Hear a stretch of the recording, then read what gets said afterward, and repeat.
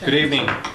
Welcome to Township Board of Trustees Committee of the Whole meeting, or I guess it isn't Committee of the Whole. It's our Tuesday, October 12th regular board meeting. October 22nd. Okay, 22nd, yes. And we would like to call the meeting to order. And Mr. Mansour, could you lead us in the pledge? Absolutely. I pledge allegiance to the flag of the United States of America and to the republic for which it stands, one nation, under God, indivisible, with liberty and justice for all.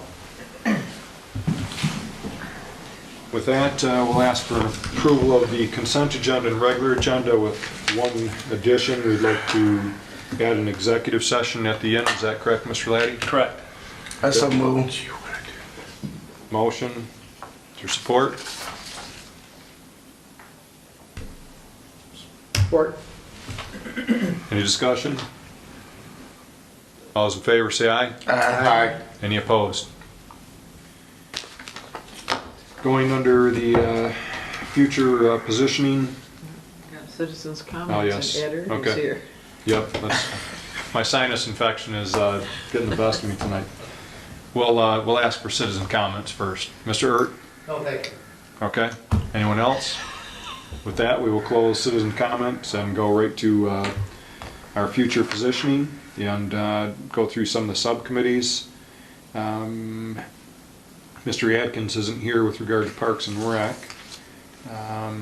Streets and Road, Miss Lane, Mr. Massey, and myself did have a meeting with regard to streets and roads. We talked about a few items that we're going to be checking on, a few things. I don't know, do you guys want to report on anything that we talked about in the meeting yet?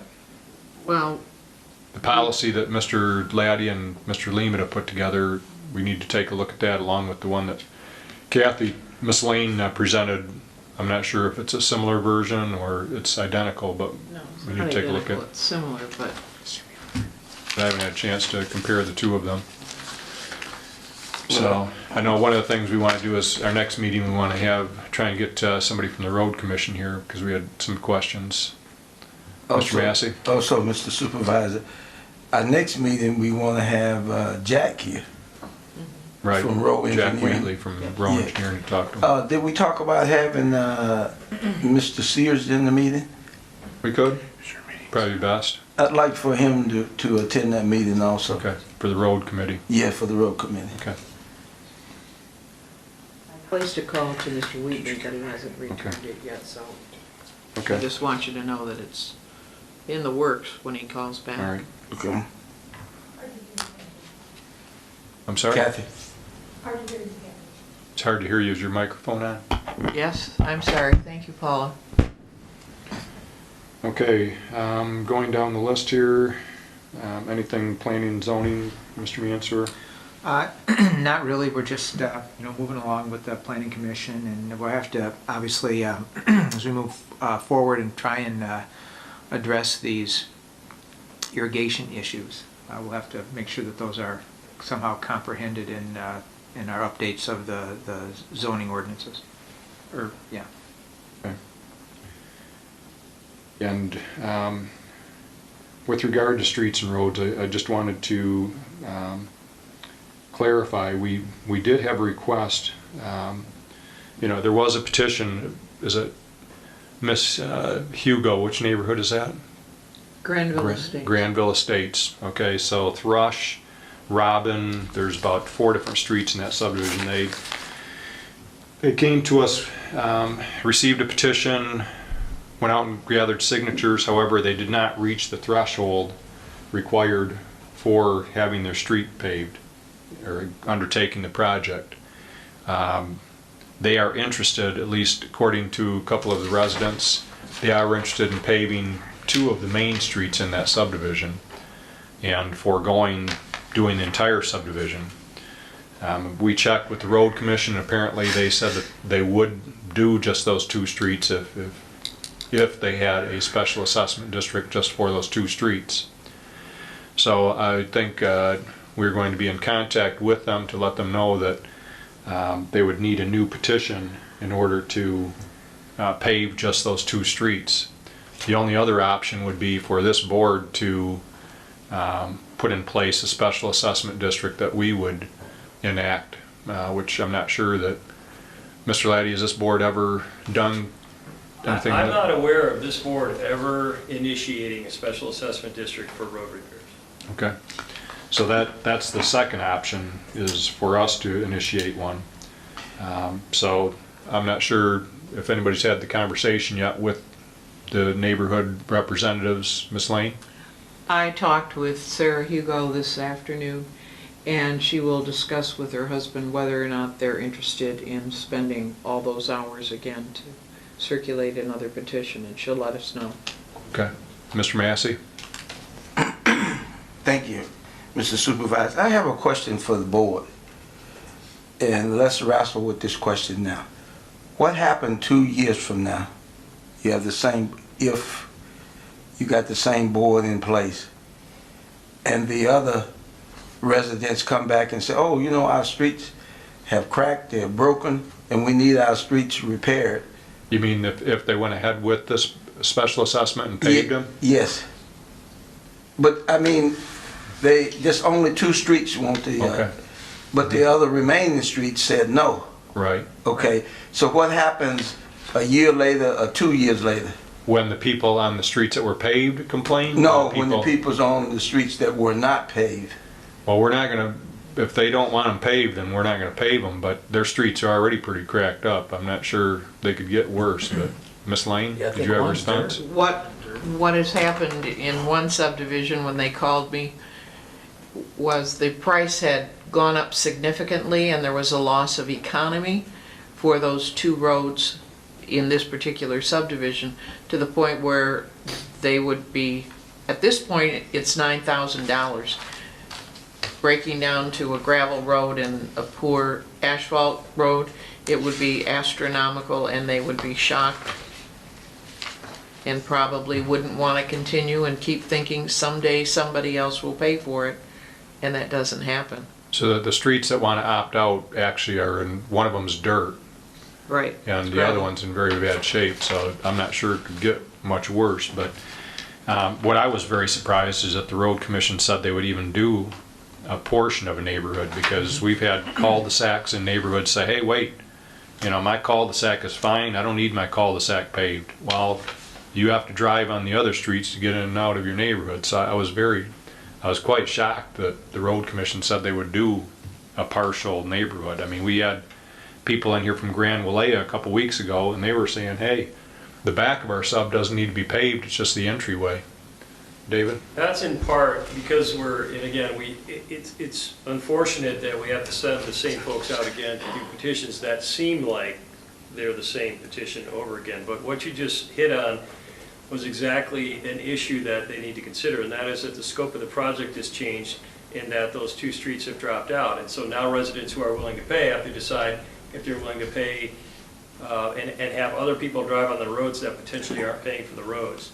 And so it is a little bit, the math has changed a little bit for them, and again, the scope of the project is changed. So that's kind of the rationale for making them go out again.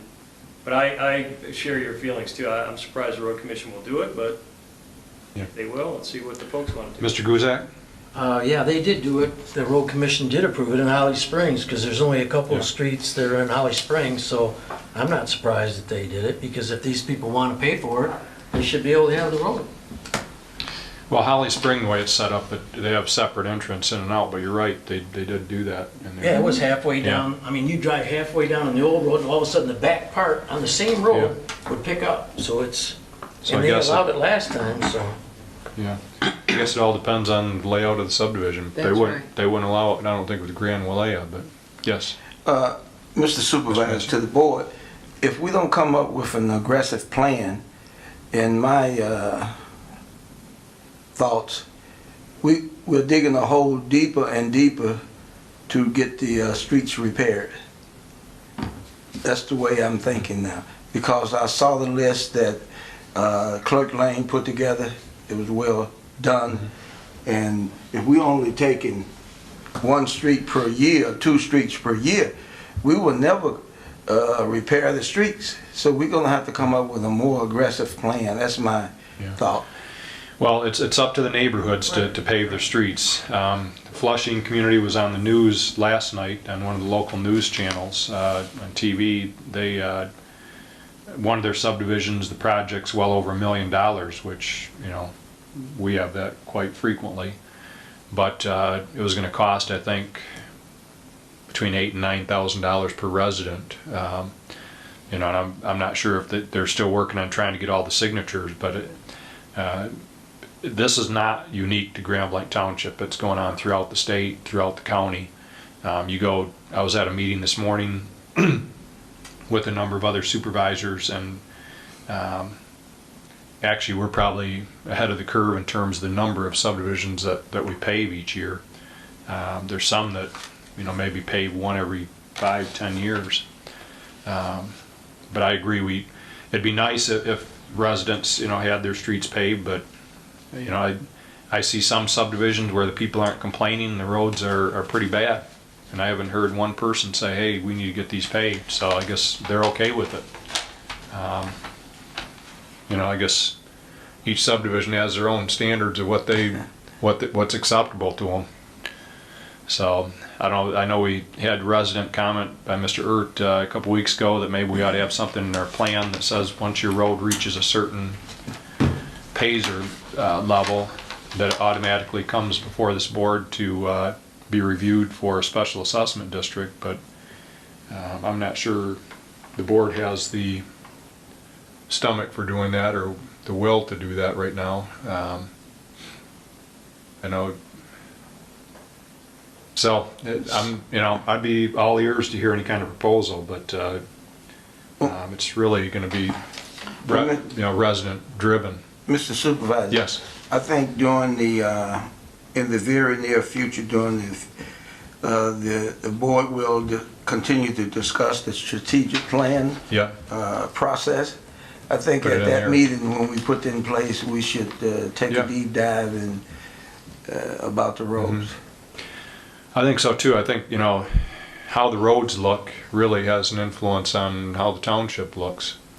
And I think, you know, when the streets go bad, we've seen it in our assessing department that the house values can suffer in cases also. So it is important that we look at, is there something we can do to help encourage it? But I know we like to say neutral on the thing, but is there a way that we can, I think one of the things we talked about was maybe having a meeting in the spring and a meeting in the fall to invite residents to educate them on how the whole, you know, there's people that move in, and even this news piece last night I was watching in Flushing Township's road project, there was a resident saying, we should not have to pay for our subdivision streets, you know, and I think that's probably a common feeling amongst residents all over. But if we had a meeting in the spring and in the fall that educated residents on how subdivision streets work, how you go about, you know, getting them paved, the whole 9 yards, and then just invite everybody, kind of like a town hall, we might get a few more people that are interested in moving forward and a little bit more understanding on how subdivision streets are funded. You know, even if it isn't for 3 or 4 years, at least they understand how it works. Supervisor Bennett? Yes. I mean, I think the board here has spent a lot of time and energy getting closer to this development-ready situation for commercial businesses and such. So I think that it would be a good thing for the board to consider as well, ways to streamline the process for neighborhoods to agree to repave and to take care of their roads, because it is it can either add or detract value from your houses. Mm-hmm. Okay. With that, we'll move on, but I just wanted to clarify that with that subdivision, they did not meet the threshold for the signatures, and evidently they are considering whether or not they're going to go for a second petition for just a few of the streets or selected streets in that subdivision. Under operational issues, the board will consider a motion to approve the 2020 meeting schedule for the township. And I think everybody received a copy of that. Obviously it can always be amended as needed. I make a motion to approve the 2020 meeting schedule for the Township Board and Commissions. Support. Okay. Any discussion? All those in favor say aye. Aye. The second item is the board will consider a motion to approve the vehicle use policy. It's an update to it, but, I'll make the motion. Support. okay. Any discussion? Yes, is this the policy that is part of the park vehicle, or is this just, It's the policy. I made the updates that the board requested 2 weeks ago yes, to make sure that it included not only employees, but the policy applies to anyone with authorized use of a township owned or leased vehicle, including all employees, board members, planning commission, board of review, and members or employees of the various committees or commissions for the township. okay. Thank you, Superintendent. Absolutely. So, Mr. so Guzek? it's just strictly for our township use, right? It's not, has nothing to do with Parks and Rec at this point. Well, it would if they Well, if they if they were became, using any of our vehicles that are township owned vehicles. oh, okay. Okay, all those in favor say aye. Aye. Any opposed? The next item on the agenda, I know we've had a number of these resolutions over the past several years in terms of support for changing the zip code. Mr. Lehman and myself, Jet Kilmer from the Chamber, and Rick Barnett from the Chamber have met numerous times to figure out maybe a different tactic for getting this changed, and so Mr. Lehman has put together some information, what have you, and so one of the things we need to do is to get a more current resolution that would support changing the zip code. So moved, Mr. Chair. Okay, Support. discussion? Yes, Yes. Mr. Supervisor, my question, who is the contact person in Washington DC? Postmaster General is the only one that can make this change. Well, I guess this really wasn't what I was asking Okay. for. Who is the politician in Washington DC that contacts the postmaster Right. general? Actually, they will tell you that it is not influenced by any political entity, that they stand alone.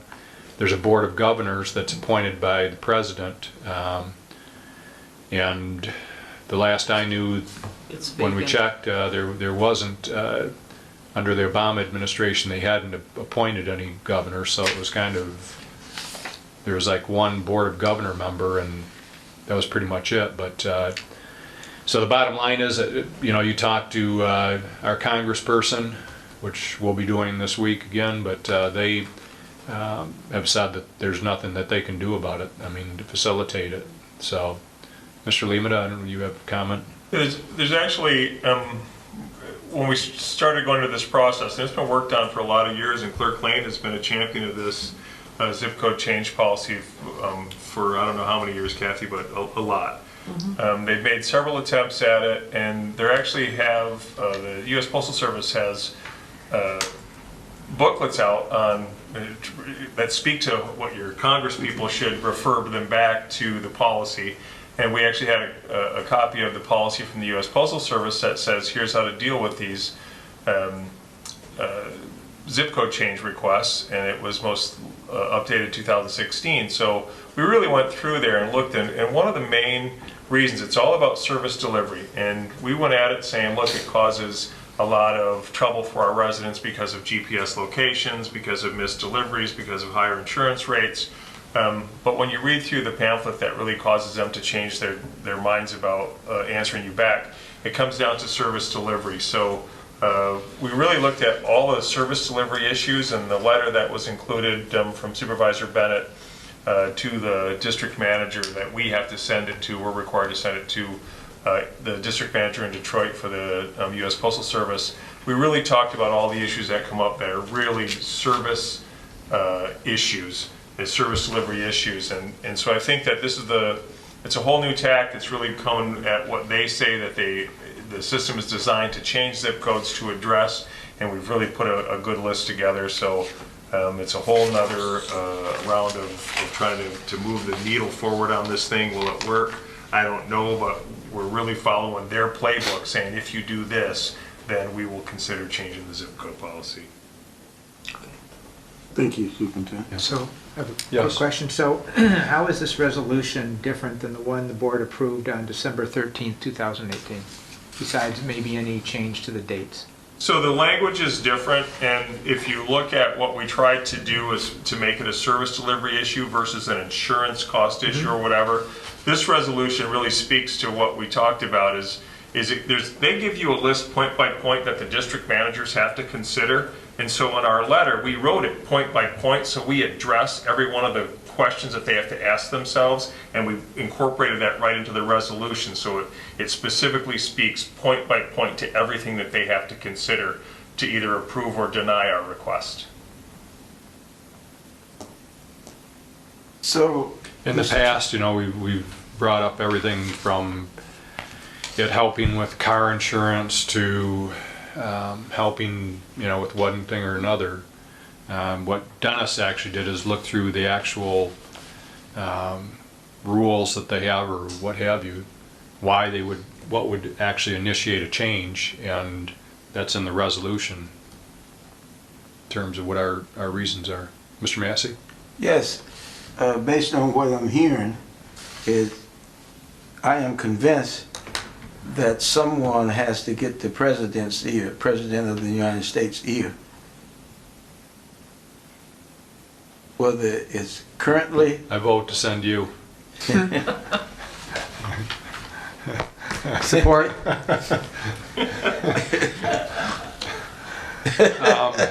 are you trying to get rid of me?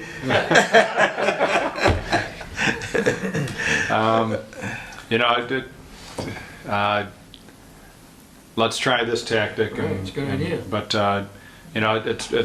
it might not hurt, but they supposedly this position is insulated from all politics. But we'll see. So this is a tactic that we're going to try this time. Miss Lane? Well, all of this new things we've been trying for several years, I'm glad in 1980, when we put forth a resolution to get Concord Green and Ottawa Hills and Hillcrest and all of those in the north end along Hill Road into 48439. I'm glad we didn't have to jump through so many hoops to get it done. Right. Well, It's a roll call vote, things have Mr. become Chair, when you're ready. things have become much more difficult since then, right? Okay, go ahead, Miss Lane. Mr. Mansour. Yes. Mr. Thomas. Yes. Mr. Guzak. Yes. Mr. Massey. Yes. Myself, yes. Mr. Supervisor. Yes. Thank you. Motion passed. Okay. But again, as I said in the past, it's more of a marathon to getting this thing changed than it is a sprint. So I know we'll get emails and posts on social media. How come this thing hasn't changed yet? Probably in about 3 weeks. So this is probably going to be a while yet before we see any change. Item D, the board will discuss the protocol for code enforcement concerning habitual offenders. I've been getting calls from a particular neighborhood that there's a home that continues to, they feel as though, there's a number of code enforcement issues that they've called in over the past year, and they continue to. And I just wondered, just wanted to have a brief discussion on how do we deal with that, David, in terms of if somebody, obviously our code enforcement people don't go driving to follow up, or not follow, they do follow up, but I'm saying in terms of when you have somebody who continually violates, whether it's this week it's a brush pile in their backyard, 2 weeks from now it's a car parked on their lawn, it's just like the neighbors feel like we shouldn't have to be the ones continuing to have to report this stuff. No, that's the way we can handle these things from the ordinances that we already have in place are that although you just described a couple of different ordinances, they all may fall under the property maintenance code. We've converted most property violations to municipal civil infractions, and what that means is that you can give people tickets, and you can once they get into the court system, you can make an argument that technically each violation each day actually equals another violation. So you can have these things add up to 30 more violations. Also, we can stack violations on top of each other, and so you can find what happens in that process is once you have your first offense, and our fine is limited to basically $500. You get to the second, it goes up to like $1,500. You get to the third, it goes up to $2,500, and each day constitutes a different violation. And so what that means is we have the tools available to us ordinance-wise, and I think we need to just let code enforcement know that if there are repeat offenders, that they're to be ticketed immediately, and we can make the motion in front of Judge Odette to say that this is their second offense or their third offense or multiple offenses, and begin to start racking up significant fines for these people. The other thing we can do in certain instances is when people either won't or don't have the means to solve some sort of bigger blight problem, is we often get permission from the court to go ahead and hire somebody, a company, to go in and clean the blight up, and then we can put that on their taxes. That proves pretty effective, except when you run into properties that have begun down the foreclosure road, because then we risk not getting our money back. Right. The other option is, and this is a fairly extreme one, at least in district court, is to ask the judge to find these people in contempt and begin to threaten to put them in jail for their continued contempt. And so I think, backing up a bit, I think that the best approach is just to instruct our code enforcement people to continue to, if we've written a violation for people, we need to continue to inspect those properties, and we need to be especially vigilant if there are additional or the same violations, and give them tickets over and over again, because again, that ramps up the prices, it ramps up the attention that the court will spend, and Judge Odette's patience, he's a patient man, but his patience wears out eventually, and he'll start threatening people with jail. So I think persistence is really Okay. Mr. Massey? Mr. Supervisor, who keeps a record of the number of violations that a resident, property owner Right. may I'll let have? Mr. Limita. So that really depends on whether the complaint was handled by our police department or whether it was handled by our planning and building code enforcement folks. But everybody has a record. I mean, each one of those generates a record, and we keep a list. We keep basically a log of every address and when they've been assigned, when the letters went out, what the follow-up was, and it's the same thing with when the police department is involved in code enforcement cases. We also have the running log that lets us know exactly how many times we've been to the same address. So there is between both agencies or both departments, we have a running log. I have a follow-up question. Sure. How do we get a resident or a property owner into court?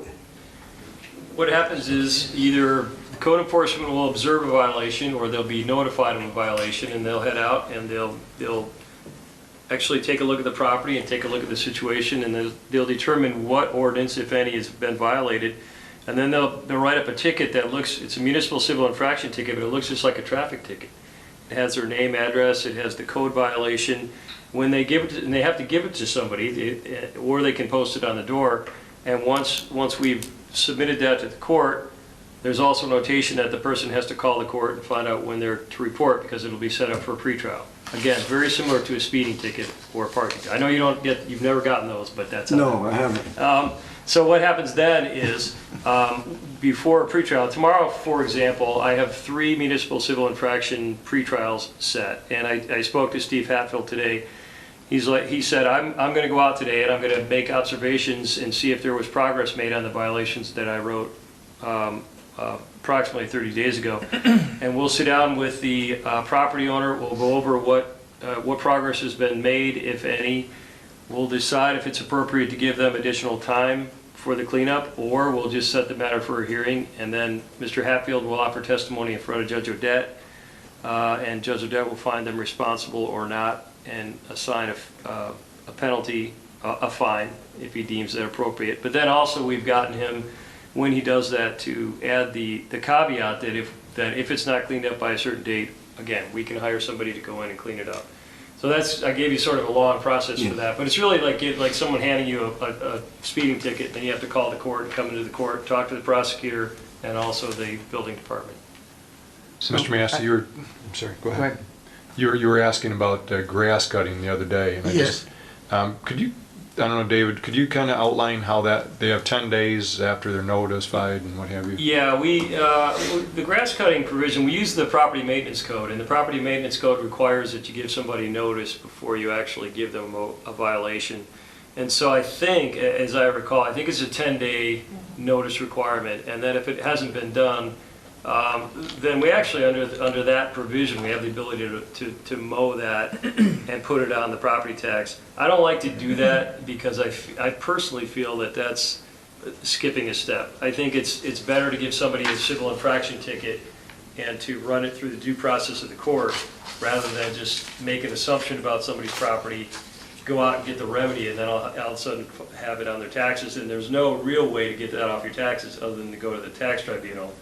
And we know how difficult it is. So in that process, you get a 10-day notice period. If you haven't cut it, I would recommend a municipal civil infraction, and then we get them in front of the judge and get it cut. So on the 11th day, from what I understand, the lawn mowing service is there early in the morning to cut the They grass. can do that. Yeah, they can do From that. what I understand, I'm always so- a little bit, I mean, these fast track things, I'm not a lawyer, right? So I'm a little bit, I'm always worried about due process, even when it, even when it benefits us to have this done quickly. Right. But that's the process that's allowed, and that's what we're doing, and Okay. we should keep doing it. Go ahead. Mr. Chair, as I recall when we had a conversation a few months ago about the ordinance, it takes, let me throw something out here, okay?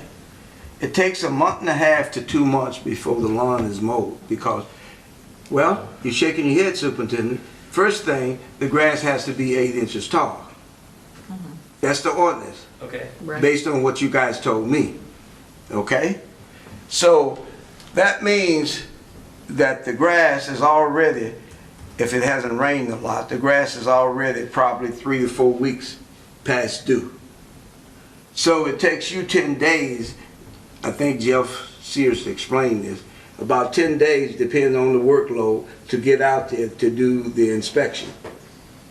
I'll just, I don't have a comment on that, maybe I Superintendent. will tell you this, if you call in tomorrow and say, I have an issue with my neighbor's lawn is over 8 inches and I have a complaint, our code enforcement person in a normal routine will be out there within 24 hours from that complaint, most times same day. They go out with a cone, they take a picture. So the date that complaint went in, most of those are handled within 24 hours. We set on the cone, it shows the measurement, we take a picture, the letter goes out. They have 10 days from the date of that letter to get it mowed. On day 11, we drive back out there and we verify it. With code enforcement, once they verify it, they call the mowing company and say, this address is ready to be mowed. Those guys are here and they're usually over there in about 30 or 40 minutes Okay. and they mow the lawn because if they get there and it's already mowed, they didn't get paid. So it's generally about most 12-day response from complaint to mowed. And that's verifiable by the dates on the date the complaint came in and the date of the mowing. Well, that's my concern, because in a normal situation, every resident should mow the lawn at least once a week, okay? Now, if someone is on vacation, etc., there's a sort of a leeway there, okay? But it still takes about a month and a half. Now, I'm going to be testing the system, and this is going to come up again, okay? Because by the time the grass get 8 inches, 4 weeks has gone by, okay? So Mine can grow 8 inches in about a week and a half, but I'm really saying, in other words, you have what I define as a hay field. When grass get 8 inches, you have a hay field. Yeah, eight is the level that we have adopted by ordinance to put in the property maintenance code. You can lower it if you want. You could have it 6 or 4. I mean, if you guys feel that's too high, you can lower it. So what Mr. Massey's saying is, suggesting is that if it's 8 inches and then we give them 10 more days or 12 including, you know, then 8 inches plus 10 more days and it's, you know, a foot high or what have you. I feel like this is a subcategory of the discussion we had 2 weeks ago. But 10 days is probably what legally we have to give them though, right? But it, Yeah, you can't. well, as far as the notice goes, yes, but again, if you guys want to lower the blade, so to speak, I mean, we could make it 6, you could make it 4, whatever you go. But your timeline's probably right. I mean, by the time I think you're saying by the time, once they start neglecting it, I can see the then it's headline now. X number of days. Yes, I'm not talking about a neighbor that's on vacation. No. I can see the headline now. I can see the new headline, township lowers grass height level to 4 inches or whatever. And Mr. Mansers had his hand up on you. So I understand the process here, but I guess I'm a little concerned about, you know, what previous history we have with this, and how do we enforce this code in such a way that it doesn't look like we're arbitrarily picking on a resident, you know, because we're not going to go out, you know, and issue citations every single time we get a complaint, I would imagine. You're exactly right, and just this includes everything, including grass. But it isn't possible for on a semi-daily basis or even a weekly basis for township personnel to go around the township and find every potential property code violation. They do a pretty good job. First of all, they respond to complaints because that's the most effective way to do it. And then they also do a pretty good job of patrolling the area, of driving around and trying to pick out violations. But also the police department is also familiar with our ordinances, and they, in their course of duties, if they find a violation, they'll refer that to the building department and code enforcement. And I get that question all the time. People always say to me, why me? And I'm not, and I don't mean to be flip about this when I talk to them, but I say there's a whole stack, and we're going to start somewhere, and we're going to, you know, I mean, we can't get everybody all the time, and it's not perfect. We're going to keep working through the stack, and we're going to keep finding violations and trying to solve them. And I got to say that, I mean, we get some repeat offenders that need to be treated in a more harsh way, but by and large, your code enforcement department does a pretty good job of persuading people to comply. Yeah. And I would say that forgetting for a moment the traffic violations, the drunk driving, the assaults, the suspended licenses, I would say that we only maybe have at any given time, 6 or so average code enforcement violation cases that occur really at any given time. So every 30 days I'm in court dealing with a pretrial call. I would say that we average somewhere between 3 and 6. Tomorrow I'm going to see 3 people that haven't complied. And by the way, before they get to the point where you get a ticket, you're being persuaded by the code enforcement people. You're given timelines to correct the stuff. I think for the most part that works, but we have to maybe be more direct with the folks that aren't getting the message and that are repeat offenders. Mr. Guzak, good? No, they answered it, so I'm all set. All right, Mr. Thomas? Real quick, Superintendent, through you to Superintendent Limita, and Attorney Laddie. So I can attest that code enforcement, when it comes to grass, I have 5 or 6 residents that call me all the time complaining about residents in certain areas. And I call over there and I talk to Amy or Steve, and they're right on it. I'm not kidding. They are right on it that day, and they write the letter, and that's it. They do an outstanding job when it comes to the grass. But you don't see those tickets for the grass, right, David? I don't see the tickets for the grass. Right, because they just handle it themselves. Correct. So what you're talking about is maybe somebody's parking a trailer in their driveway, Yep. Parking vehicles on the grass, what other type of things are you seeing for the citations? Junk and debris. Tomorrow, I mean, when you get people that have inoperable vehicles or they have junk and debris on their property, they usually have a lot of it. And that's the majority of the cases that have to come all the way to the court. Again, I don't know exactly. I mean, we could check probably with code enforcement, but I'm guessing that I probably see only maybe 20% of the cases that they're investigated at any given time. Yeah, our code enforcement officers, for just 2 of them, I think they do an outstanding job. Yeah, I do too. Mr. Lemata? I think it's important just for the public to know is that our goal is voluntary compliance. Our goal is absolutely not to write civil infractions for these Right. things. And we've come across some cases where folks just for whatever reason didn't have the ability, and we're willing to work with them if they requested additional time, but they need 4 more days because they have somebody coming who's going to help them or whatever. And I think it's just important to highlight that fact that we absolutely are not looking at this as some revenue source or something. That is not our goal here. Our goal is to make sure our neighborhoods look great, and we'll respect other folks' properties as well. And sometimes it's just a matter of them not being knowledgeable of what our ordinances are.